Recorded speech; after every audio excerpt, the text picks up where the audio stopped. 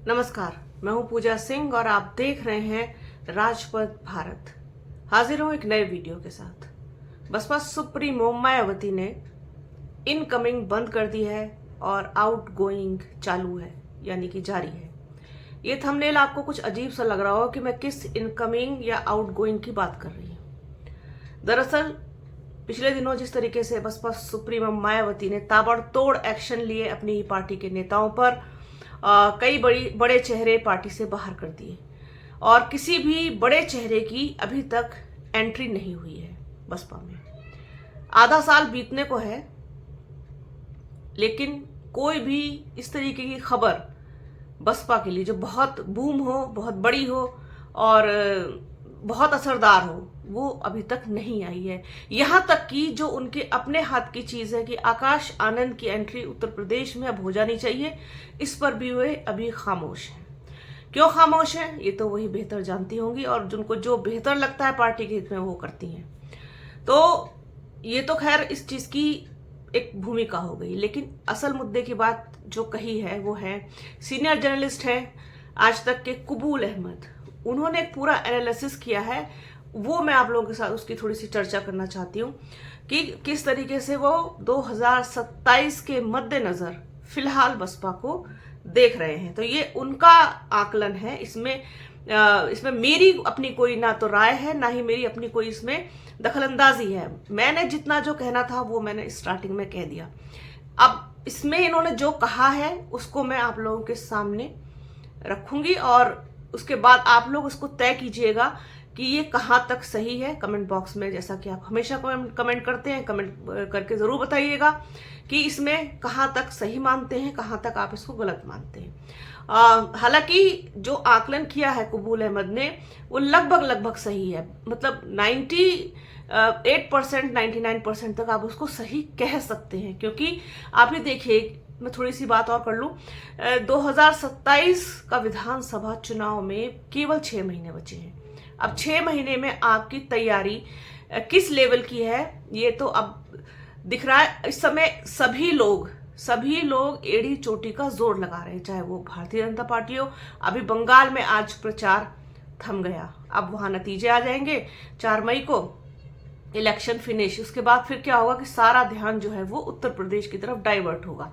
Samajwadi party अपनी अलग तैयारी कर रही है, भारतीय जनता पार्टी अलग कर रही है, कांग्रेस अलग कर रही है, अमीम अलग लगी हुई है। आप किस तरीके से कहाँ हो, किस तरीके से आपकी तैयारी है, किस तरीके से आपका क्या है, अभी तक शिकायतों का ही निस्तारण बसपा में नहीं हो पाया है। अब आगे मैं आप लोगों से इसी के मद्देनजर बात करती हूँ कि वो कहते हैं कि कबूल अहमद लिखते हैं, मतलब कि बसपा के लिए 2027 का चुनाव सियासी वजूद को बचाने का है, लेकिन दूसरे दलों के नेताओं की बसपा में इनकमिंग नहीं हो रही है और आउटगोइंग लगातार जारी है। बसपा सुप्रीमो मायावती के राजनीतिक पॉलिसी से 2027 में बसपा का क्या होगा। उत्तर प्रदेश की सियासत में बसपा की सियासी जमीन दिन ब दिन सिकुड़ती जा रही है। 2027 के चुनाव को लेकर माहौल गर्म है। एक तरफ बसपा के हाथी पर कोई बड़ा नेता सवार होने के लिए तैयार नहीं है, लेकिन दूसरी तरफ मायावती एक के बाद एक अपनी पार्टी के नेताओं को बाहर का रास्ता दिखा रही हैं। मायावती की इस पॉलिसी से बसपा का 2027 में क्या होगा, ये बड़ा सवाल उठाया कबूल अहमद ने।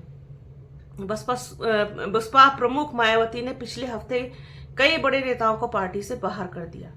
बसपा के वरिष्ठ नेता जयप्रकाश सिंह, पूर्व विधायक धर्मवीर सिंह अशोक, युवा नेता सरफराज राइन और उपकार बावरा को अलग अलग तारीखों में पार्टी से निष्कासित कर दिया गया। मायावती ने इन चारों को बसपा से निकालने की एक ही वजह बताई। इन सभी नेताओं के निष्कासन के लिए बसपा प्रमुख की तरफ से जो पत्र लिखे गए उसमें बताया गया कि पार्टी विरोधी गतिविधियों में लिप्त और अनुशासनहीनता के कारण कार्रवाई पार्टी से निष्कासित कर दिया गया है। बसपा से जिसे भी निकाला जाता है उसके लिए यही शब्द लिखे जाते हैं, बस नाम बदल दिए जाते हैं। मायावती अपनी अलग राजनीतिक स्टाइल के लिए जानी जाती हैं। ये स्टाइल न सिर्फ उनके करीबी बल्कि कई बार उनके विरोधियों तक को हैरान करती है। मायावती जब चाहती हैं बसपा में किसी को फर्श से उठाकर अर्श पर बिठा देती हैं, तो जब चाहती हैं अर्श से फर्श पर ला देती हैं। मायावती कब किस बात पर नाराज हो जाएं ये कोई नहीं जानता। खुद बसपा सुप्रीमो मायावती के अलावा कोई ये नहीं जानता कि उनका अगला कदम क्या होगा, उनका अगला एक्शन क्या होगा, वो किस बात पे खुश होंगी और किस बात पे नाराज होंगी। मायावती की इस अलग स्टाइल का शिकार उनकी पार्टी के कई दिग्गज हो चुके हैं और इस फेरिस्त में एक के बाद एक नाम जुड़ता जा रहा है। जयप्रकाश सिंह, धर्मवीर सिंह अशोक, सरफराज राइन और उपकार बावरा को बाहर का रास्ता दिखा दिया। इससे पहले मायावती ने अपने करीबी शमशुद्दीन राइन के साथ भी यही किया। शमशुद्दीन राइन को इसलिए निष्कासित कर दिया कि वो बसपा सुप्रीमो मायावती का फोन नहीं उठा सके थे। मायावती का अपनी राजनीति करने का एक अलग तरीका है। बसपा में मायावती के लिए कभी भी कोई नेता जरूरी नहीं रहा। उनकी इसी राजनीतिक स्टाइल के चलते बसपा सियासी हाशिए पर पहुंच गई। कांशीराम के साथ मिलकर बसपा का गठन करने वालों पर भी उन्होंने उनको कोई किसी तरीके की रियायत नहीं दी। मायावती एक के बाद एक एक्शन ऐसे समय पर ले रही हैं जब बसपा बहुत ज़्यादा स्ट्रगल कर रही है अपने वजूद को बचाने का। 2012 से बसपा यूपी की सत्ता से दूर है और 2027 का चुनाव मायावती के लिए काफी अहम माना जा रहा है। 2027 का चुनाव बसपा के सियासी वजूद को बचाए रखने का है, जिसके लिए फिलहाल मायावती को एक एक तिनके को जोड़ने की जरूरत है। ऐसे में पार्टी के साथ नए नेताओं को जोड़ने की बजाय अपने ही नेताओं को बाहर का रास्ता दिखा रही हैं। ऐसे में मायावती के एक्शन 2027 की राह में मुश्किल खड़ी ना कर दें। मायावती ने हाल के दिनों में जिन नेताओं को बाहर किया उससे पार्टी का दलित मुस्लिम समीकरण बिगड़ रहा है। पिछले हफ्ते जिन 4 नेताओं को निकाला उनमें से 3 दलित और 1 मुस्लिम है। ये चारों नेता पश्चिमी यूपी से आते हैं, जिनमें सरफराज राइन सहारनपुर, तो जयप्रकाश सिंह गाजियाबाद, धर्मवीर अशोक बुलंदशहर और उपकार बावरा मुजफ्फरनगर से हैं। इन नेताओं पर लिए गए एक्शन से बसपा में कशमकश की स्थिति बन गई है। बसपा के साथ नए नेता जुड़ने से हिचकिचा रहे हैं। ये एक बड़ी चीज लिखी है कबूल अहमद ने, जो कहीं ना कहीं सच है। मैंने इसी से संबंधित वीडियो किया था शायद राजपथ यूपी पर, बट सच ना कोई सुनना नहीं चाहता। सच है ये, सच को सुनिए और सच को स्वीकार कीजिए कि ये स्थिति करो या मरो जैसी। आपको एक एक तिनका जोड़ करके, एक एक तिनके को बटोर करके अपना आशियाना बचाए रखना है। और आप आशियाना बचाए रखने में कितने सफल होंगे वो तो आपकी मेहनत पर डिपेंड करता है। ये इन्होंने नहीं लिखा, ये मैं कह रही हूं। अगर आप जितना ज्यादा गुड़ डालोगे किसी चीज में तो वो उतना ही मीठा होगा। किसी डिश में अगर डालोगे तो जरूरत है आपको जोड़ने की, ना कि तोड़ने की। तोड़ना आपको इस वक्त नुकसान पहुंचाएगा। इसका मैसेज दूर तक जाएगा कि भाई ये क्या हो रहा है। आपको अपनी इमेज को बहुत क्लियर करना है, शीशे की तरह साफ, आईने की तरह साफ। और ये मैसेज जाना चाहिए कि अब बसपा जोड़ने का काम कर रही है, बसपा में एंट्री हो रही है लगातार। लेकिन इन सब चीजों से अभी बहुत दूर दिखाई दे रही है बसपा। वहीं शमशुद्दीन राइन बसपा के चुनिंदा मुस्लिम नेताओं में से थे जिन्हें मौजूदा समय में मायावती का करीबी माना जाता था। इसके अलावा मुनकाद अली और नौशाद अली अब बसपा के मुस्लिम चेहरे हैं, लेकिन ये दोनों जर्नल मुस्लिम है, जबकि शमशुद्दीन राइन पसमानदा ओबीसी मुस्लिम समाज से आते हैं। मुसलमानों की 80% से ज्यादा आबादी पसमानदा मुसलमानों की है। बसपा में शमशुद्दीन राइन पसमानदा मुस्लिमों की रहनुमाई कर रहे थे और उसके बाद सरफराज राइन, लेकिन अब दोनों ही बसपा से बाहर हैं। शमशुद्दीन ने पिछले 10 सालों में पार्टी के अहम पद पर रहकर काम किया। 2019 में बसपा का सबसे बेहतर प्रदर्शन शमशुद्दीन राइन के जिम्मे में रहे मंडल की सीटों पर रहा था। बसपा संगठन को धार देने से लेकर कैडर कैंप तक कराने, में माहिर शमशुद्दीन माने जाते हैं। ऐसे में बसपा के लिए वो काफी महत्वपूर्ण थे।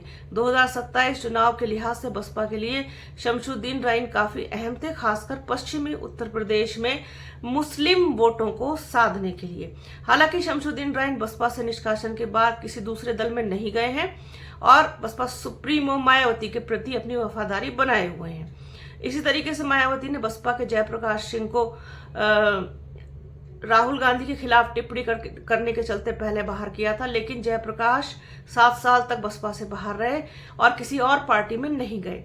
जयप्रकाश भी इन दिनों पहले आए थे, लेकिन कुछ ही दिनों पहले आए थे लेकिन फिर बाहर कर दिए गए। अब सवाल उठ रहे हैं कि जिस नेता को हाल में ही पार्टी में शामिल किया गया था उसे इतनी जल्दी बाहर का रास्ता क्यों दिखा दिया गया?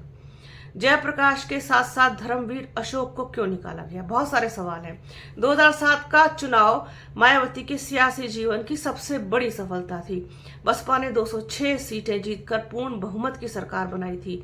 वोट शेयर करीब 31% तक पहुंच गया था। इस जीत की असली कुंजी मायावती की सोशल इंजीनियरिंग थी, जिसमें दलित मुस्लिम के साथ साथ पिछड़ों और सवर्णों को साधा था। इसके बाद से बसपा लगातार कमजोर हुई। 2022 के विधानसभा चुनाव के बाद से बसपा पर सवाल सिर्फ सत्ता से दूर होने का नहीं बल्कि अस्तित्व का भी खड़ा हो गया। अब आप ये देखिए कि पश्चिमी उत्तर प्रदेश बसपा का गढ़ है। मैं बहुत सीरियस बात कर रही हूँ आज, क्योंकि मैं ज्यादातर सीरियस और सही बात करती हूँ। मुझे सच बोलने में बिलीव है और मुझे किसी भी तरीके की कोई हिचकिचाहट नहीं होती सही बात को कहने में। पश्चिमी उत्तर प्रदेश बसपा का गढ़ है, सबको पता है। पश्चिमी उत्तर प्रदेश में बसपा को मजबूत करने की जरूरत है और पश्चिमी उत्तर प्रदेश राह देख रहा है आपकी, न जाने कब से। आप नहीं जा रही हैं, मत जाइए। आप आकाश आनंद को उतार दीजिए, प्रदेश अध्यक्ष विश्वनाथ पाल को वहां लगा दीजिए। मैं कहती हूँ कोई भी प्रदेश अध्यक्ष हो, मैं किसी पर्टिकुलर का नाम ही नहीं ले रही, लेकिन आकाश आनंद की जरूरत है वहां पे, खासतौर पर यूथ में। यूथ बहुत ज्यादा, यूथ ने नहीं देखा है आपका ऑरा, आपका चमत्कार, आपका वो सब कुछ चकाचौंध आपकी नहीं देखी है। वो देखी है उन लोगों ने जो अब 40 पार कर चुके हैं। जो नया यंगस्टर लोग हैं वो उन्होंने नहीं देखा है, तो उनको देखना है, वो देखना चाहते हैं।